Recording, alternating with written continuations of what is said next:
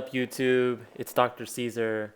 I have a pretty cool video to show you guys how to establish a surgical airway.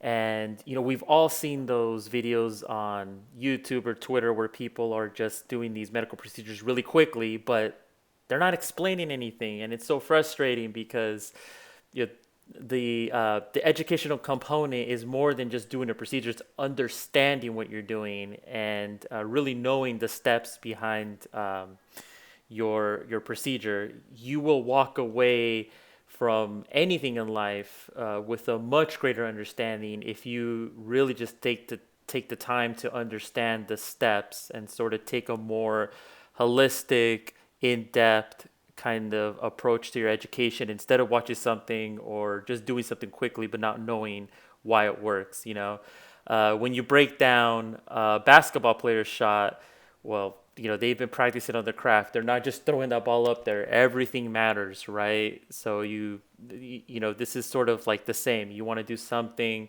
that you really understand. This is just a quick educational video, definitely not meant to substitute for any real life, medical advice or anything like that. But we'll start off with the video itself because I don't want to leave you guys hanging. So here we go. I'm gonna start with this. So this is me at a national convention.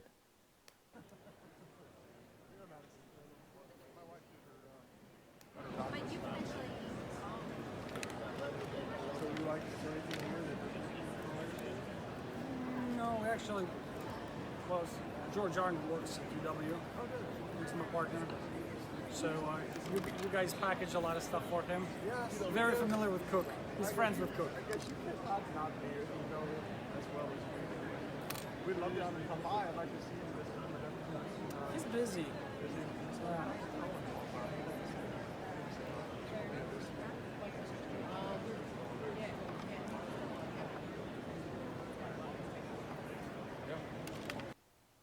All right, pretty pretty cool. But again, doesn't mean much if I don't take you through the steps and take you through the anatomy.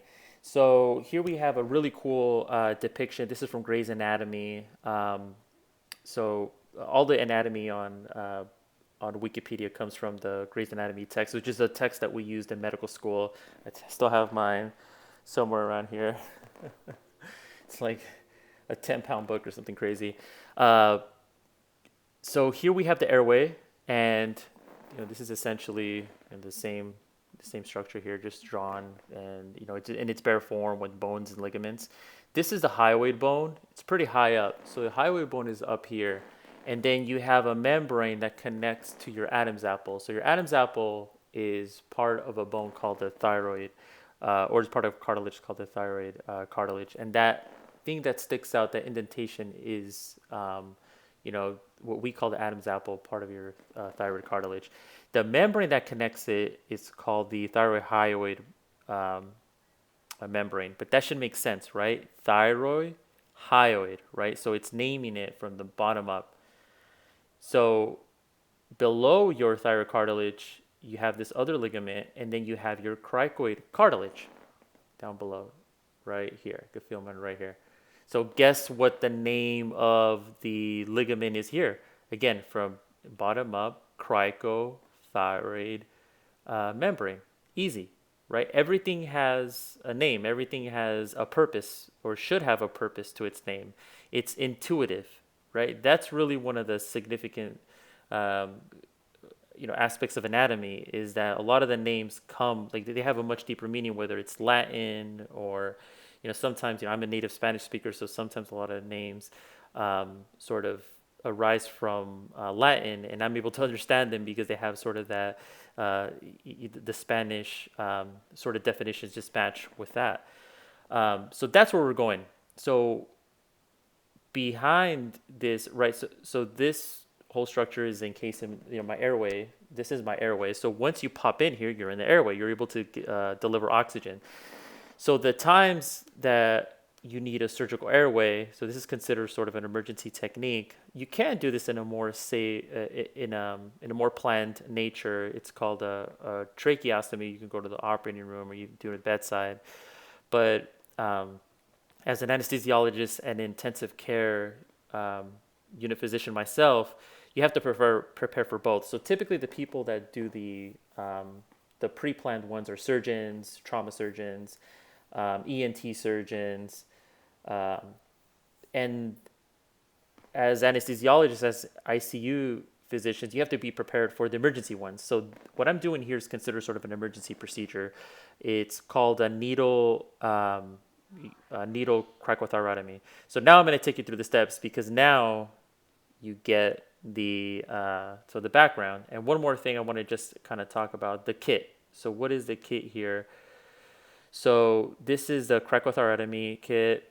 This is your syringe with a needle, and this is an introducer or a dilator, and this dilator goes inside your cannula. So this is the cricothyroid cannula. So this is the actual thing that's going to stay inside and provide oxygen, your blade and your wire. Okay, so now the steps, right? Everything is sort of lined up, right? So now we're going to watch this video with a much sort of deeper understanding of what we saw earlier. So what I'm doing here with my fingers, I'm feeling for the Adam's apple. I'm feeling for the thyroid cartilage. So that's what I'm doing. I'm feeling, and as soon as I feel I want to go a little below, right? Because what I want to hit, I want to go into the cricothyroid ligament. And so there you go. I'm feeling, and I'm right below. So even though I moved my fingers below. So I felt here, and then I went below. So I felt here, and then went below.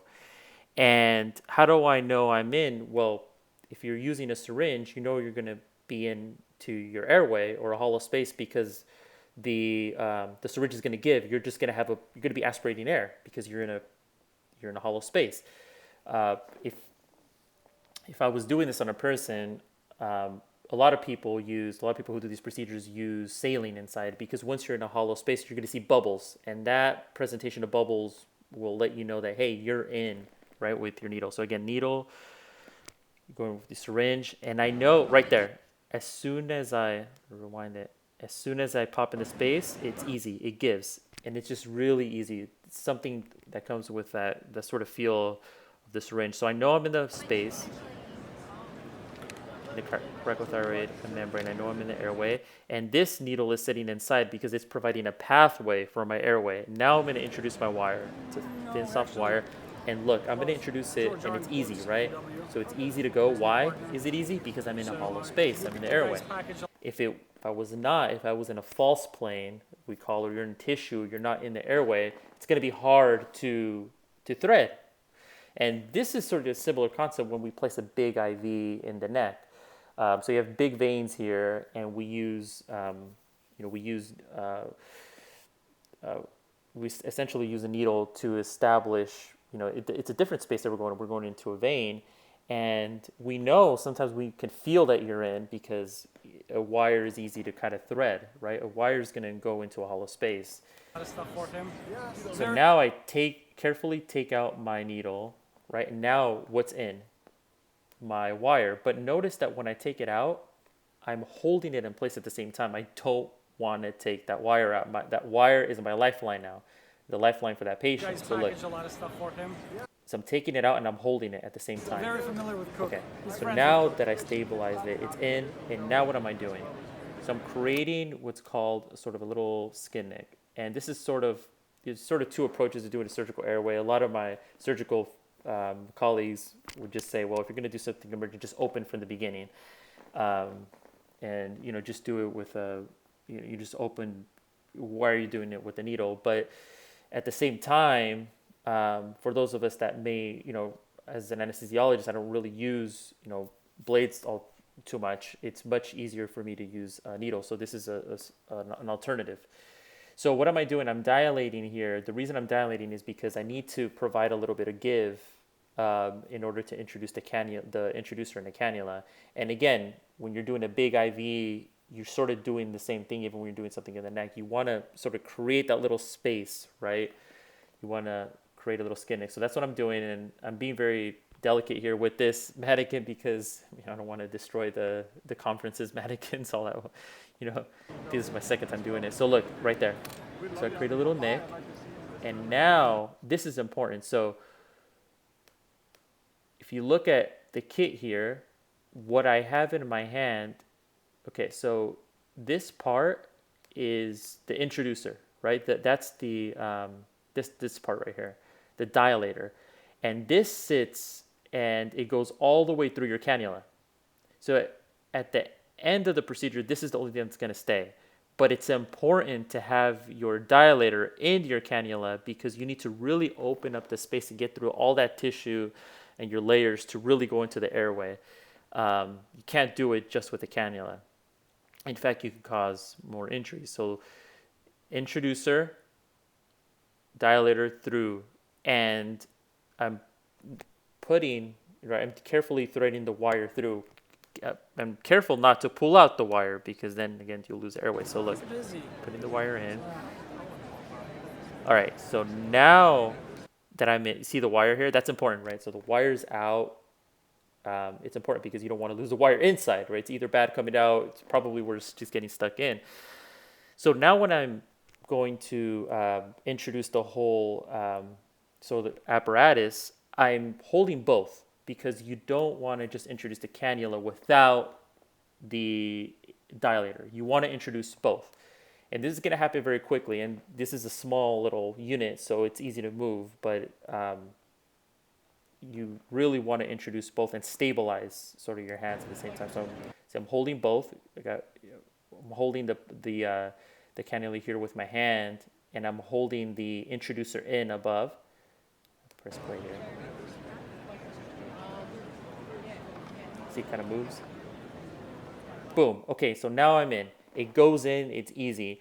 And this next part is important because when I pull out the dilator, because now you're in. When you pull out the dilator, the wire is going to come out. You should always have your wire, have control of your wire. So look, it's going to happen really quickly, but boom, you see the wire. You see the wire hanging through here with the introducer. So now the wire comes out and I'm done. I've established my airway. And the next steps would be to inflate the cuff here. And then if you were to ventilate through the cannula, you would see the lungs here filling up the blue parts representing the lungs. So there you go, guys. Needle cricothyrotomy. I hope it was educational. It was sort of to the point. And, really ask yourself when you're watching procedures, are you really understanding the sort of the steps, or is this just something that just looks cool? Because if it's just cool and just someone just showing you something, it's really one-dimensional. You're not getting the complete picture. You really want the background. You really want the full, the richness. It's sort of like when people just, watch a movie, it's like, well, did you read the book? Because the book provides that really, in-depth understanding. So I hope this was a cool sort of, short video on what a needle cricothyrotomy is. If you guys have any questions, please ask. Please subscribe. All right. Have a good day, y'all.